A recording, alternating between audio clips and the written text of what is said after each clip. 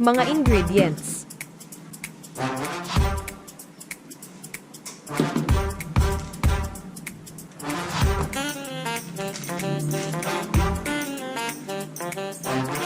Oyster sauce.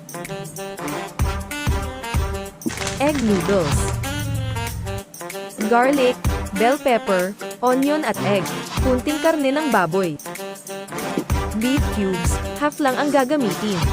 MSG, paminta at asin.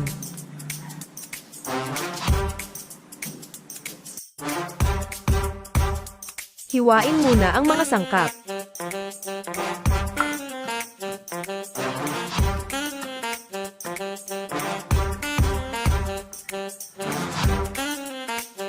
Crack and stir the egg.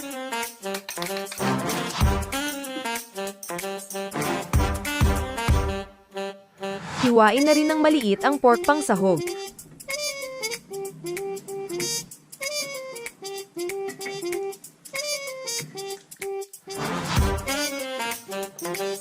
Simulan na magpainit ng pan at lagyan ng mantika.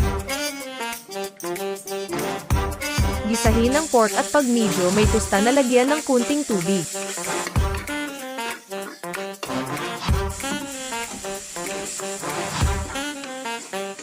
Lagyan na rin ng kunting oyster sauce at haluin.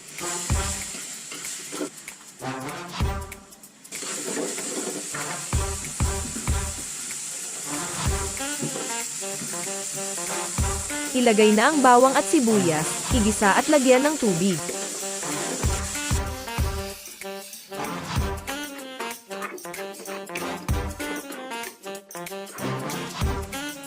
Maglagay ng kalahating beef cubes at takpan.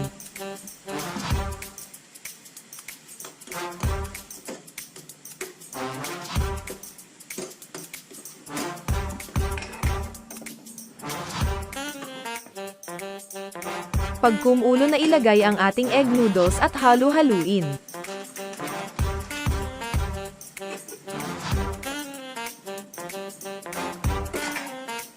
Huwag kalimutan lagyan ng tubig pag kinakailangan.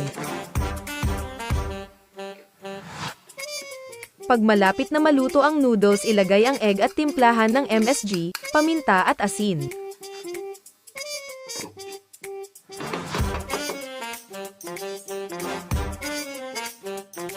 Ayan, luto na ang ating egg noodles with egg.